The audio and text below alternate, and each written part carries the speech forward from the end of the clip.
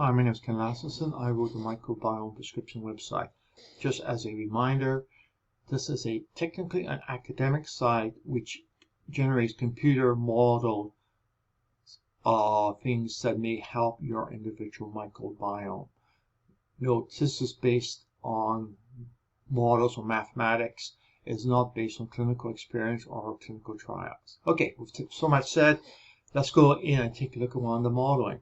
One of the modeling I have is artificial intelligence computed probiotics based on KEGG data, which is the Kyoto Encyclopedia of Genome and Genomics. In short, we look at the bacteria which has been sequenced and recorded on the KEGG database, and we then go and from those things calculate out what enzymes you're producing, what products you're producing and consuming, and what you're deficient at.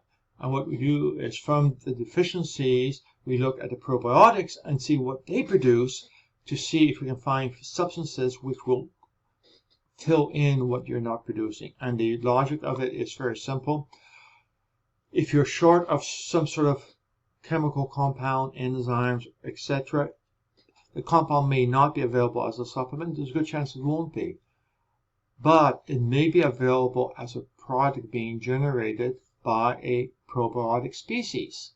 So we look at the gene sequences of the species, determine what they produce, and then do some magical computations and come up with suggestions. And here is a suggestion for one particular person. And you can see one is high and the approximate weight is there. You may find identical rates if the contents of just available at the retail level probiotic is effectively the same. There won't be a difference. Now, rather than giving you the name of the bacteria which could be in a probiotic, I'm actually working with the retail names of probiotics to make life easier for you to find out what you may want to discuss with your medical professional about taking. So here we have the list, and we have Mere Recent, which is a Colostrum bactericum probiotic. We have just one, which is a group of Bacillus probiotics. We have Alplantarum there, and then a little further down we have Symbiphore. So we have there, and for each one of them, if I click right here and open, we will go over and we will see what is in this particular probiotic. So, okay, so that's what makes the difference, and then we get all sorts of technical details. If you go to the next one, which is this one here, and repeat the process, what we do is, so there are 5 different probiotic species in this one particular product, but it's ranked high. And if you go down to Plantarum, this happens to be an absolutely pure Plantarum product.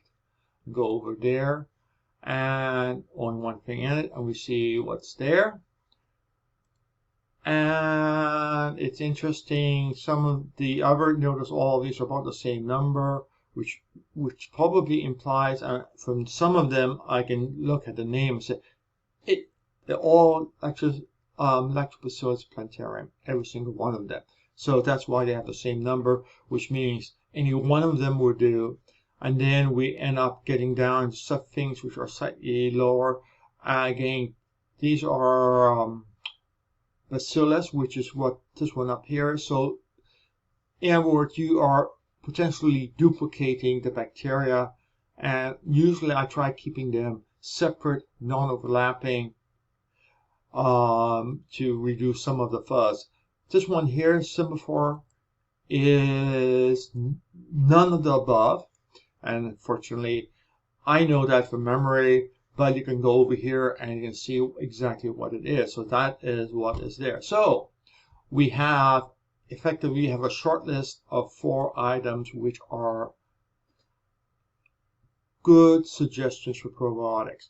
However, we don't want to just leap in and take them right now. We want to do due diligence. And the due diligence is to go and take a look at each one of them and compare it to alternative set of data, which is things which we know impact the microbiome bacteria, and see if they have a positive or negative effect on our actual microbiome. In other words, this is things which are supplying, which are supplementing what you're deficient of. However, it may also be oversupplying other substances which may have an adverse effect, which is why we should do the second check.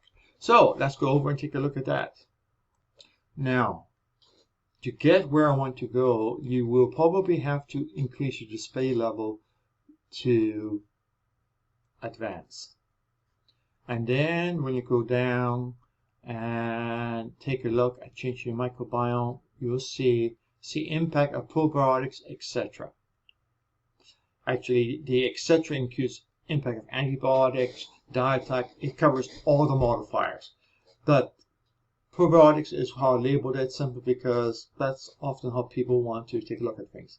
So if you go in there, and you can now go and search for particular things and take a look at it. Okay, I had already gone through, and I have done Colostrum Bactericum and gone updated, found it in the list below. The search here produces a list here. I go and check the items I want, uncheck other items, and see what the results are. In this case, what we see is all three results are positive. In other words, KEGG says take it.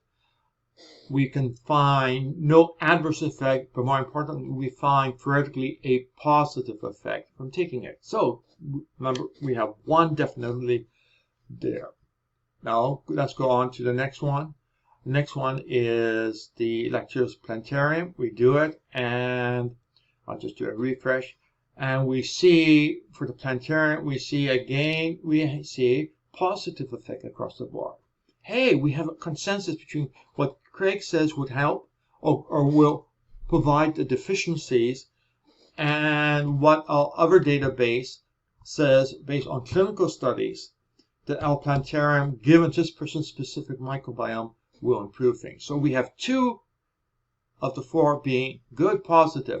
Let's go to the next one, and I'll do a update. And what do you know? We are lucky. Simple 4 ends up, I ended up, again, you search for however you want to. I ended up searching for Simple 4 and actually end up with Simple 4 2, Simple 4 1, and some other things. But I only checked the one which of concern, which is Simple 4 1. Check, and voila, all 4 items are positive. So 3 out of the 4 are what I call double assured choices or double confidence choices. Let's see what happens for the last one. Last one, we have to do a bit of searching. I actually did a search for Bacillus, and we got a long list there, so I had to go in and check the ones which are there. And now I do a update. Eureka! All 4 are positive. All 4 were suggested by KEGG as helping what you're deficient of. In other words, we have the ideal situation. We have 2 totally different ways of deriving which probiotics would help in agreement. In which case, sit down, show the results to your professional medical person, and hopefully they will be able to comprehend, understand it, and give their blessing for you to do this particular combination of probiotics. So that's basically it. It is very straightforward to do it. And again, I'm trying to show you how to do it with due diligence, to make sure you check A and you check B, and make sure you don't have things counterindicated, which is always a risk. One thing supplies what you're deficient at and ignores the fact that you could be oversupplying something and have an adverse effect because of that. The other way checks to see whether or not the substances against your bacteria shift has a positive effect. And if both of them are in agreement, you have a very good probiotic candidate. Okay, that's it.